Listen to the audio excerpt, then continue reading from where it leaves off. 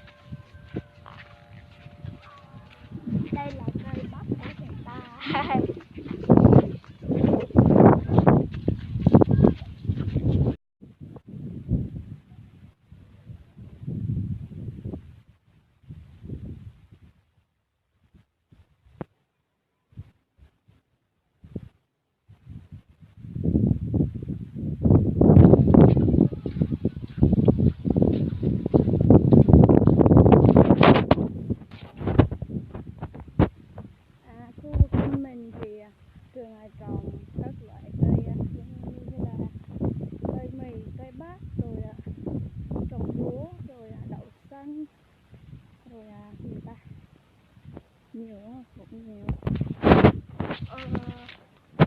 Bắp, mía, cái là quên, mía, rồi là cái gì ta, các loại đậu đúng không, rồi ớt này nọ kia rồi, rồi cà phê thì khu vực bên mình thì không trồng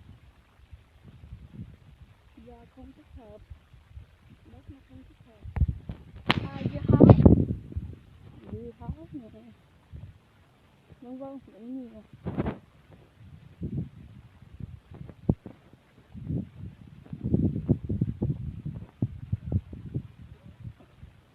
Cây điều nữa nè, cây điều người ta đã trồng để bán quả,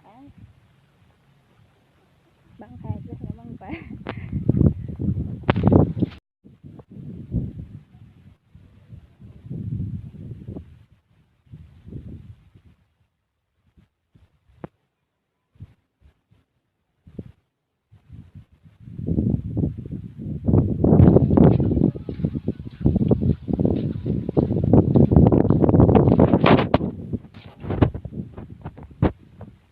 Khu vực bên mình thì thường là trồng các loại cây như là cây mì, cây bắp, rồi trồng lúa, rồi đậu xanh, rồi gì ta, nhiều á, cũng nhiều. Bắp, mía, cái là quên, mía, rồi là cái gì ta, các loại đậu đúng không, rồi ớt này nọ kia rồi cà phê thì khu vực bên mình thì không trồng do không thích hợp, đất nó không thích hợp. Dưa hấu nè, vân vân cũng nhiều.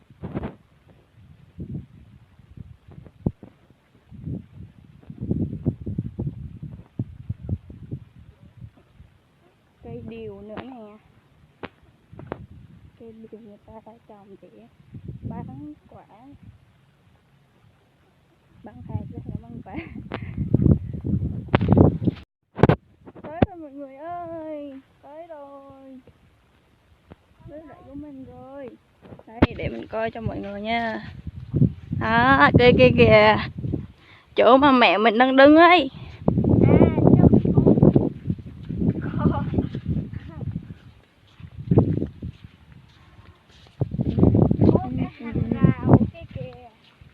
Đây nè, đây, không phải nè.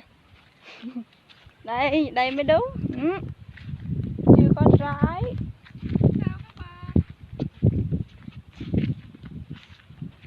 Đây, mẹ mình kìa. Bên này dày lắm nè, to nữa, bên này thấp quá.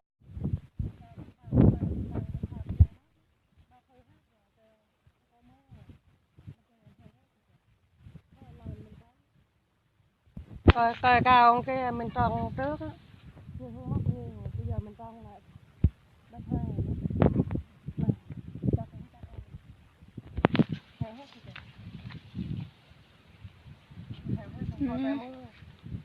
Đó mọi người, vụ này thì trồng bắp thì nó không có được giống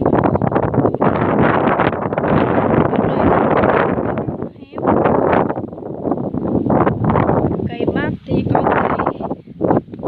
cây này to hơn, khỏe hơn, còn có mấy loại cây nó bị héo, sâu ăn hết rồi. Một cây to này, mấy cây bắp to này thì trồng trước, còn mấy cây nhỏ này là trồng thứ hai, do hôm bữa thì trồng trời mưa to quá nên nó không có mọc.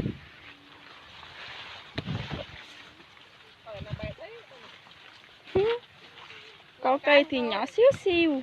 chắc ăn nữa. Mà nó không mưa, một con là làm cái thôi. Con sao ăn. Nhiều sâu quá.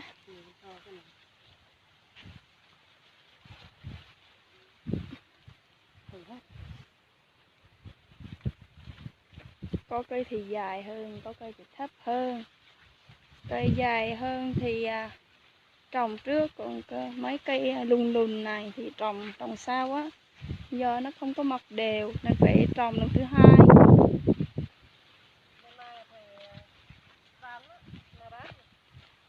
bắp thứ hai của mình đó.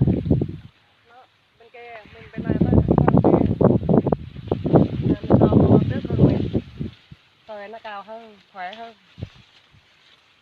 Đó.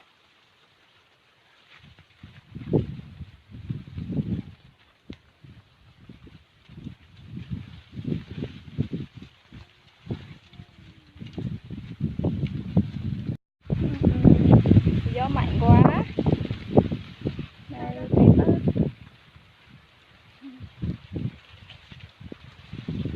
Cây bắp chính là đây, cây bắp đây.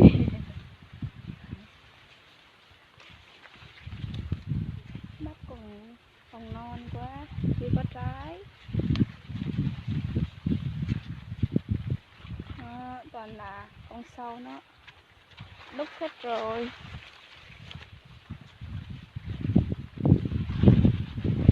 Ôi trời ơi, toàn là con sâu không nè. Hôm bữa có phun thuốc nhưng mà bệnh lại tái phát.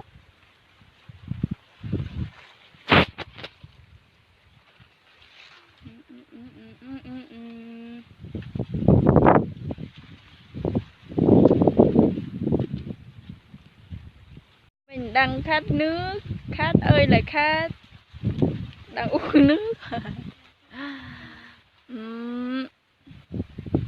Ôi đẹp gái quá.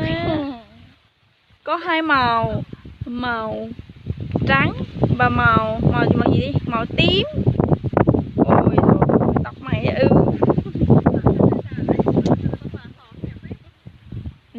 Màu nó giống như là tóc người đấy các bạn.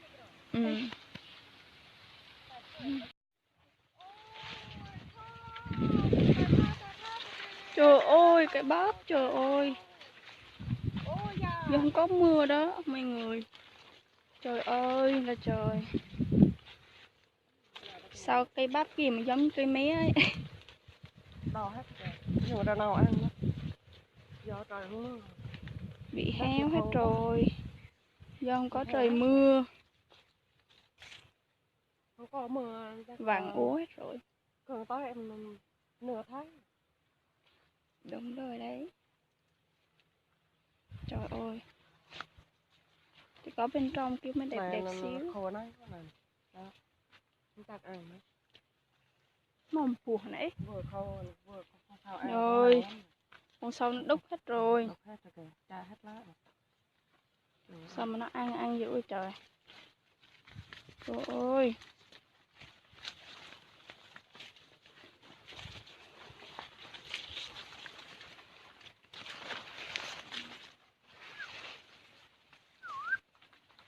Đây các bạn, ở đầu đây này, giống như là cây nước mềm mật ha.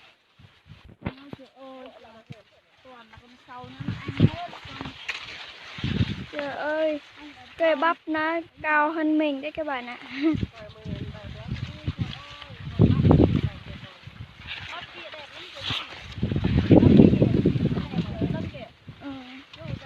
Bắp nhà mình nó bị sao á. Đó, Ôi đẹp chưa thèm nè. quá kìa. Bắp gì ta? Bắp lai, Không phải bắp lai bắp đâu. nếp. Bắp nếp. Bắp dai.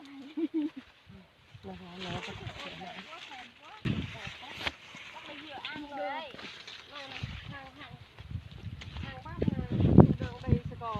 Chưa ăn rồi đây, ăn được rồi, cái này to này, cái bự này. Cái này nữa nè. Vừa ăn hết rồi. Đây này. Chụp một tấm nào. Chờ tí.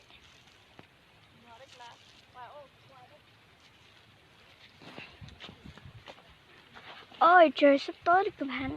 Không phải, trời sắp mưa. Qua là có. Đây mình đang cầm con cua này. Trời ơi. Đẹp lắm đúng không mọi người? Thôi bọn mình đi về đây. 4 giờ mà trời sắp mưa rồi nên nó mới tối thế. Bye nha. Mọi người đừng quên like, chia sẻ, đăng ký kênh để xem các video mới nhất của mình nhé.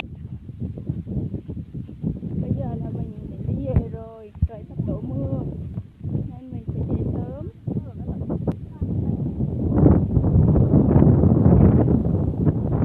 Mạnh quá.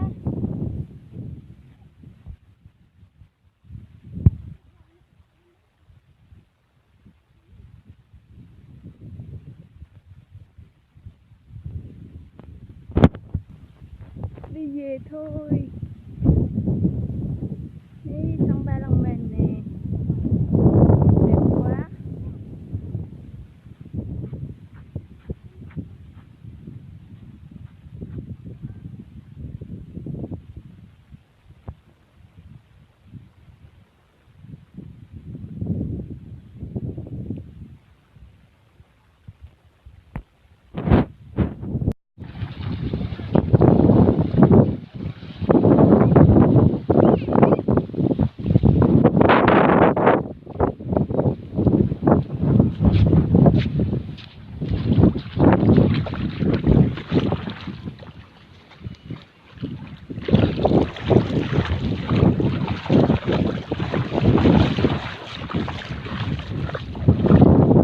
Đường sông Ba sao mà xấu dữ.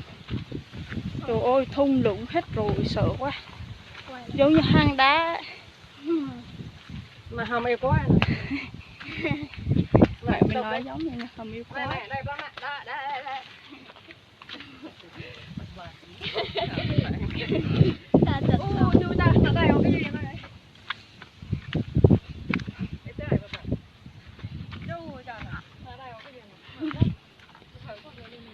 Trời ơi mệt.